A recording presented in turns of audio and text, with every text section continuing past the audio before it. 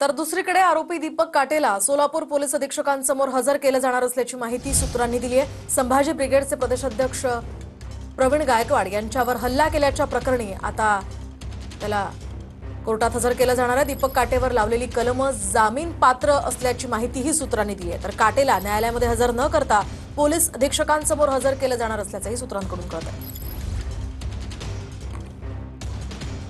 अधिकची माहिती जाणून घेऊयात ग्राफिक्सच्या माध्यमातून। तर पुणे जिल्ह्यातल्या इंदापूर तालुक्यातल्या सराटी गावाचा हा दीपक काटे रहिवासी आहे। दीपक काटे याची ही थोडक्यात पार्श्वभूमी आपण पाहतोय। चुलत भावाची हत्या केल्याच्या प्रकरणामध्ये 7 वर्ष तो येरवडा कारागृहामध्ये होता।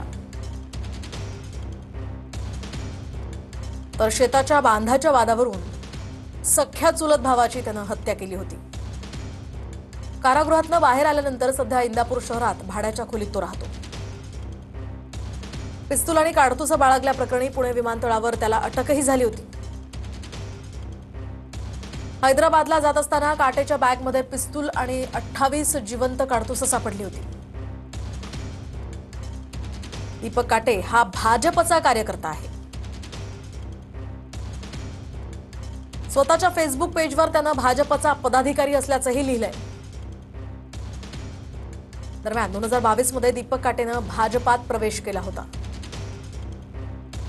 भाजपच्या अनेक मोठमोठ्या नेत्यांसोबत दीपक काटेचे फोटो आहेत।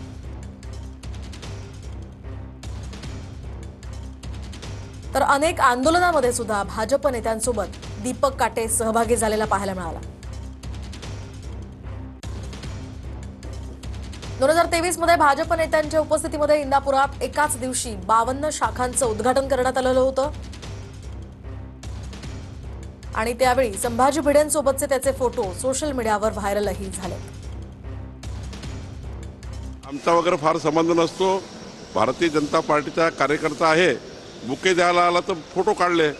पण प्रवीण गायकवाडच्या केसबद्दल मी जे काही प्रकरण झालं त्याबद्दल खरं तर दीपक काटेवर कारवाई झाली पाहिजे आणि आरोपी कुठलाही असो, कोणत्याही पक्षाचा असो, आरोपी हा कुठल्याही पक्षाचा आता तो आरोपी आहे।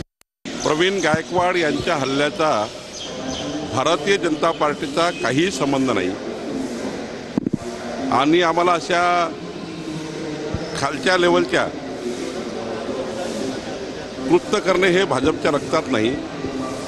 परंतु दीपक काटे यांनी प्रवीण गायकवाड यांच्याबद्दल व त्यांना त्या ठिकाणी शाई फेकणे किंवा वंगण फेकणे वगैरे जे काही घटना केली आहे ही चुकीची आहे। दीपक काटेने केलेलं कृत्य चुकीचं आहे। त्याच्यावर पोलिसांनी कारवाई केली पाहिजे। मी सातत्याने त्यांच्याशी बोलते आहे। कालही बोलले। तिथले एसपी जे आहेत कुलकर्णी त्यांनाही काल संध्याकाळी ही बातमी आल्यानंतर फोन घेऊन केला, त्यांच्याकडून माहिती घेतली मी स्वतः आणि आपण आता अपेक्षा करूया की त्यांना न्याय मिळेल। अशा कुठल्याही कृतीचं मी जाहीर निषेध करते आणि असं करून ज्याची गुन्हेगारी पार्श्वभूमी आहे ह्याच्यावर अजूनही ऍक्शन होत नाही हे धक्कादायक आहे आणि सुसंस्कृत महाराष्ट्राला लाजवणार आहे। हा जो हल्ला झालाय हा पूर्वनियोजित आणि पुरोगामी विचारावर झालेला हा हल्ला आहे असा मी मानतो। याचा आम्ही निषेध करत असताना त्याची पार्श्वभूमी काटेची हे गुन्हेगारी प्रवृत्तीची आहे। अशावर कठोर कारवाई झाली पाहिजे। या पाठीमागं कोणी उभं राहता कामा नये।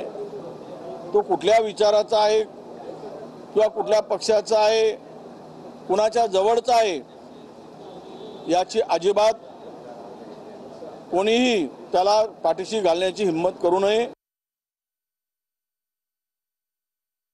मावळे जय भवानी जय शिवाजी नाही आता बंद करा।